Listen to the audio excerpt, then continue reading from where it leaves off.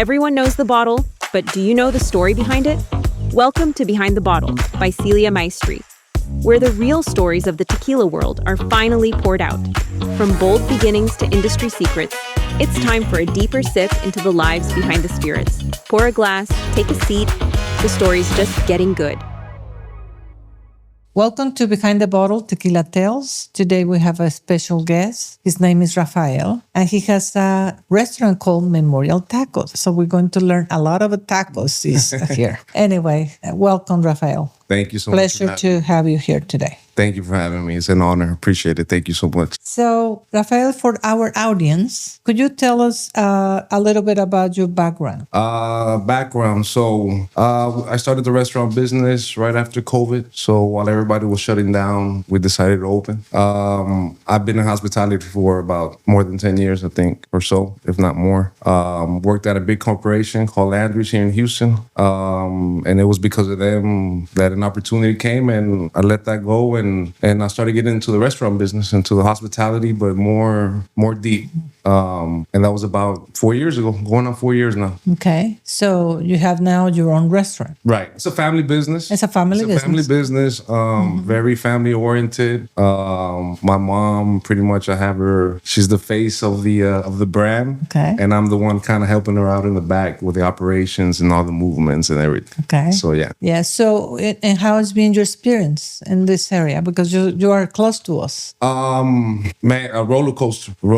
But I feel like that's with everything. Not so just restaurants. That's just business in general. You have your slow days, and then you have your really good days. And then it's all about perspective. It's all about how you take it in. And I try to tell my team not to worry when it's a slow day. But also, they worry when it's a really busy day. So it's Compensates one to another. Right. Yeah. So it's all perspective. It's really all perspective. It's all how you see things, and then really try to every guest that goes into my restaurant, we want to make them feel like family. Yes. So as long as we maintain that, we're good. I think that's what we're doing. In the meantime, you have a band too. I have entertainment Thursday through Saturday, and it's like literally the only unique entertainment in the city of Houston. Yeah, there's no more. Yes, yesterday your team was Salsa Night, where it's a live orchestra, but it gives you that Miami, New York feeling. It's live. And it's right there in direct. So it's really nice. Fridays, I have rock en español, rock latino, manás, cositas. Oh, that's good. And then on Saturday, it's more of a variation of everything. So you have your salsa, your cumbia, your everything. But everything's live. So if you wanted to just not going to eat tacos. If you don't want or Mexican food. No, you can go dance and listen to some music and have some good cocktails. Yeah. Yes. So you say that it's a family business, and your mom is the face of the restaurant. But how do you let the people know that you exist, that you're there, and you have all these nice, amenities? Because really, like you say, it's only maybe not too many people that have anything live anymore. No, not at least not the way I'm doing it. Exactly. Not the way we're doing it. As far as how we let the people know, our public know, honestly, we use platforms like everybody else, social media, etc. But honestly, what's worked for me is the experience that I give the customer So if you've never been there and you have a great experience, you had a great time, normally you come back. Or you tell the people what you did last night. Yes. So I've been hanging on to that. Don't get me wrong. I mean, I do use, like I said, these platforms for advertisement purpose, but the word of mouth for me has been the best thing that I could. And so I train my team to do just that. To every customer that walks in, I need them to have an absolute great experience. So this family business is generational, or your parents came from Mexico, from another country to United States? So how it start? The American dream. So my mom is from Mexico City, Chilanga, como dicen. She's been here. I'm originally here from Houston, Texas. Yeah. So she married to my father. Then she got remarried, and she was just always in the kitchen cooking. Como quien dice, un sazón que tiene ella. And she has a special. Yeah, she has a special. Yeah, I tried your tacos. They're good. So we always had like events at the house, parties, music, and Hispanic. Hispanic style. And then we're basically doing the same thing that we used to do at the house at Memorial Tacos. The same thing, but we're just Having doing music. now we're doing it for everybody. For everybody. So that's how yeah, she came from Mexico, and the restaurant just kind of Evolve. evolved. Yeah. Evolved, and then we had And you were in Landry, so you were I had already. an idea. When I was at Landry's, I believe it or not, I started a call center, and then I was in the marketing department. So I learned a lot as far as production, marketing, ads, all that stuff. And then I just kind of took all the experience from what I got at Landry's, and then just put it into Memorial Tacos, and then here we are. Yeah, it was a very nice story. So, what was your first experience working with the team of Casa Maestri when it came to you for the representative that came to you to show the brand and talk about it? How the representative conduct to you? So you want to be honest, I get a lot of vendors that come to my restaurant. So everybody wants their tequila up in the bar. So when I first saw it and then I first heard the name, I was kind of like. But then big shout out to Joel. Thanks to him, I'm here. So thank you to him. I saw how consistent y'all were, and y'all were there. Y'all didn't stop, and y'all were very persistent. Y'all were very professional. Yeah, everything logistically was very coordinated, and I like that because I'm the same way. So this was before I even tasted your product. Okay. Before I tasted it, I saw how y'all move as far as your team and how persistent y'all were and how organized y'all were. And I did have this feeling that this is a brand that wants to grow, right? And that wants to continue growing. And I relate to that because I want my brand to grow as well. Yes. So I had that connection with Casa Maestri. That's the reason why now I can't get enough of it. Okay, good. That is a good thing to hear. Yeah. Okay. You said that Joel did a lot of Very persistent. very persistent. He tried again. But one thing that I see that he goes at least once a week to your restaurant. So sometimes twice a week.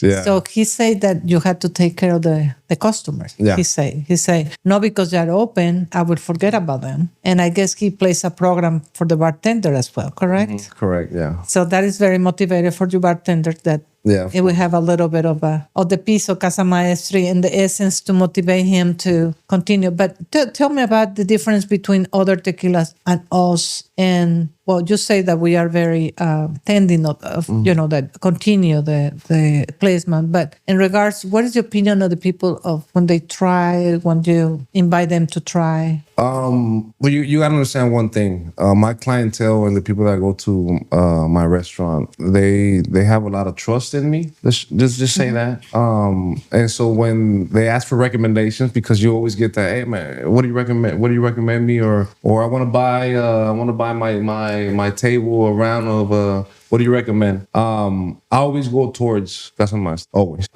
because it has that balance of you. I mean, in my opinion, you can tell that the agave is right. Mm-hmm. So nowadays, you're not getting a lot of that with other tequilas. The mixto, yeah, the mixto tequila. This is 100%. So again, I mean, because of what I believe in the product and the brand, the quality, and then my clientele has that trust in me. Every time I introduce them to this, they always are surprised or shocked in a good way. Very good. In a very good way. And they're like, man, what is that? I show them the bottle. They get even more surprised. Yeah. Because presentation is everything. Yeah.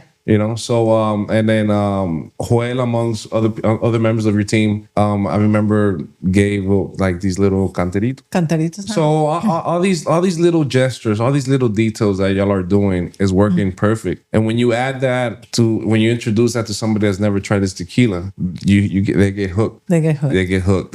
Yeah, but I think the quality is very important because it can be a pretty bottle and they say, well, yeah, for one. It matches the quality, matches the bottle. Correct. For sure. Yes. No doubt about that. No, and every single bottle is carved by hand. Yeah. It's no machine. They use a machine, but it's literally one person going through they have like a little film in the back and they are going. And so it's very artisan. Yes. Wow. Yeah. So it's a piece of art is what I told them. I can Besides tell. Mexico. So any memorable moment or path or lesson that shaped your path to go into the restaurant business? It's two things. It's one lesson and one is ahora sí, I mean, as far as the restaurant goes, the mission is it's always going to be to take care of, to cater to them, to serve them.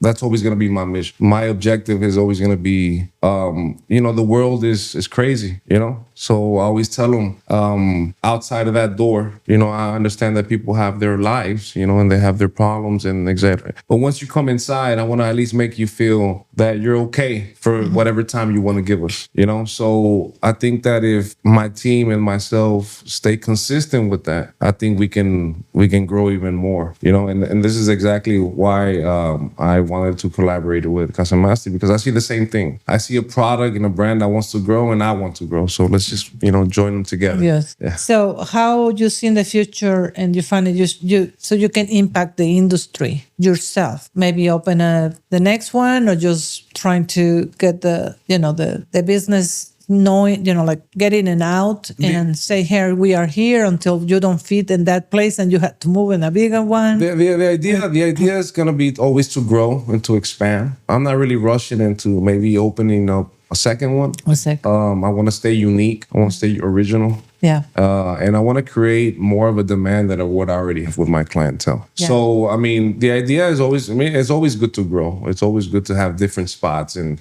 go here and go there. But for the most part right now, I want to dedicate focus on, I'm thinking small so that I can grow big, It's a good way to think.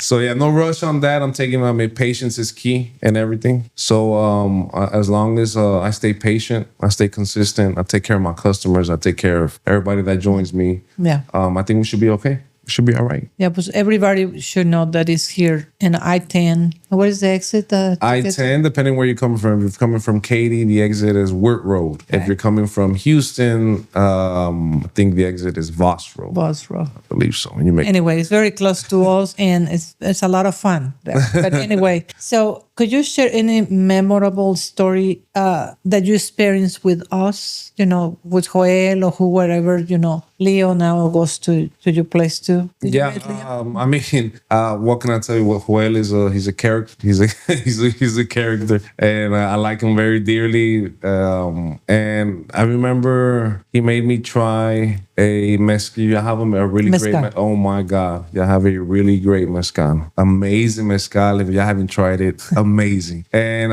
Joel. What I remember was that he made my bartender do a mezcal paloma. Mezcal paloma, okay. Beautiful, beautiful, beautiful, beautiful. Very refreshing. I never had it like that. It was something that it was kind of like they were just winging it. And I remember that's something that Joel introduced me to, something like that I could think of with the product that we did there at my spot. That was the one thing that I remember. Mezcal Paloma con Casa Maestri, the best. Okay, good. It's good to know. So we can recommend it too. Yeah, definitely. I should definitely. So taking you a little bit more, how you learn about tequila in general? What in your mind is tequila? How it's made? How it's produced? Or do you never have experience? I've never had experience. I'm gonna be honest with you. I've never had experience. The most experience I've had is drinking it. Okay. But as far as like actually going to see how everything is the problem, I will be honest with you. I've seen it. I've read about it. I've done research, obviously, but I've never actually had that kind of experience. Well, you had to go and, yes, especially now that we're coming the Day of the Dead festival that we do in town. They were just mentioning it right now. You had to go. You had to make a space and say, "Mom, take care of the business because I'm going to go and learn what I'm selling." Right, there you go. Yeah, it's a little. It's something that I know that I definitely have to tap into, because it from somebody that sells this product or tequila, or that has a bar, etc., or that wants to make a recommendation. It's good to know how it processes. It's good to know how everything. That way you can explain it to the customer, and they actually, believe it or not, when you explain things to the customer and then they taste it, they actually feel it. Yes. So we had to do that. We had to take you there. So you had to separate from the October 30th to coming back the November 2nd, so you can experience Dia de los Muertos, right? Dia de los Muertos, yes. But we start the party 2 days before. Oh, wow. So you travel the 30th, you arrive, and then we're going to take you to the Tequila lab. And then the next day, you experience the tour in the factory and very nice celebration inside. Awesome. And then the next day, we have the Day of the Dead festival in town. We appropriate the whole downtown. And y'all go, and it's all day? It's all day. All day. All day. And then you come back home the third day that you don't want to come back because you really enjoy. Going to be there. Yes. You really will be enjoying there. No. And you will know another tequilas too that we produce, and other producers, and other people from around the world, from Africa, from India, from China. So it's kind of fun to interact with other cultures too. I think it's great what you're doing. I think it's great what you're doing. I think it's great the investment that you're doing. Yep. As far as not even so much just the time that you invest. So big honor to you. So I'm really happy to be here today. So very proud to be your mom from Mexico. I'm from Mexico. Now I'm sure she's American. I'm an American, but our blood is still there. You go. Red, white, and blue. It'll never go away. Yes, and green. And green. I say blue. But now I have a blue too. There you go. all the colors. All the colors in the world. Well, tell us about something that you wanted to share with me that I didn't ask you. Something I want to share with you. Oh, you want to talk about it. We can talk here. We are friends. We're having a good time. I think I just said it. Right now. I mean, honestly, I am very, I don't want to say surprised. I admire, how about that? Let's say that. I admire the work ethic that you're putting in. Not so much with your brand, but when I start meeting team members, like Poe, like your production, like your, and I see how they are, and I see how we communicate and how they treat me. I can tell that core it's you, that you're the one that's holding everything together, and that's very you have to admire that, because it's not easy to have a team and to lead a team. Not a lot of people can do it. No, I just want to say, when you deal with a lot of people, it's kind of hard to keep it together. Right. I remember a professor of mine said the hardest job in the world is dealing with people. I call it art. It's an art. So the fact that you don't come across a lot of people, at least I don't, that know how to handle that very professionally. So if there's anything I got to tell you, is that you're doing an amazing job. I admire that, and then keep going. Don't stop. Well, what I tell them is that it's something that they will have the rest of their lives with me, or when they take a different path. But in the meantime, they're in my train. There you go. I want them to keep learning. There you go. That's it. You have to keep learning. You can't stop learning. The moment you start saying that you know everything, that is not good. That's not good at all. So I do admire that from you and your team and your brand. So that it's really it's very admirable. Well, hopefully one day I can meet your mom, because I know you are the result. So you add your mom ethics. No, I should definitely get together and maybe have some tacos and tequila. I've been in your taqueria, sometimes for lunch, buying something to go. Okay. Yeah, and thanking the bartender. I think it's a lady that usually is there. Depends. If you went during the day, I have a girl that. Yes, a girl. Yeah. She was very nice. Yeah. She was very nice. Very helpful. So like I said, I have a nightlife, and it has nothing to do with the restaurant. It's literally I'm a restaurant, and then at night it's something else. Yes. It's like a fusion of both. But the core is still a restaurant. We're still in hospitality. Yeah. Well, we hope to see you soon in Tequila, Jalisco, having all the fun. I'm gonna wait for the invite. Yes, and we're going to invite to all the people that have restaurants that they want to join us as well in our journey in life. We are now in 84 countries, and we're all very proud of hard work, and we appreciate all the effort and all the support that we have from you. So thank you very much again, and hopefully you keep it the Casa Maestri in your train. Yes, for sure. No doubt about that. In your restaurant, and we're here for you. Thank you very much. Likewise. Thank you so much for the invitation. So this is it for today. So don't forget to watch us Behind the Bottle, Tequila Tales. See you next time. That's it for today's episode. Thanks for listening to Behind the Bottle, Tequila Tales by Casa Maestri. The next story's already aging to perfection, so don't miss it. See you soon. Don't forget to follow us on social media and your favorite podcast listening platform.